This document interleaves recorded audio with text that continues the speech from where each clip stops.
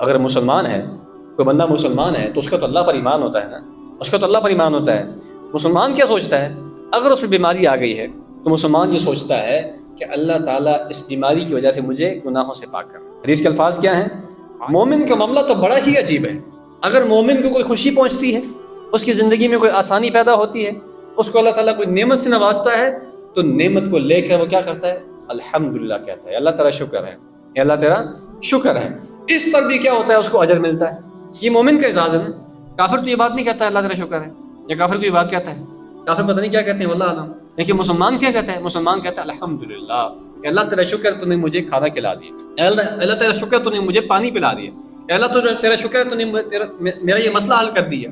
اور فرمایا کہ وَإِنْ أَصَابَتْهُ ضَرَّاءُ صَبَرَ فَكَانَ خَيْرًا لَهُ۔ اگر مومن کو کوئی تکلیف پہنچتی ہے تو مومن اس تکلیف پر صبر کرتا ہے، اور یہ صبر بھی اس کے لیے بہت بہتر ہوتا ہے۔ دونوں ہی صورتوں میں مومن کامیاب ہی کامیاب ہے، کامران ہی کامران ہے۔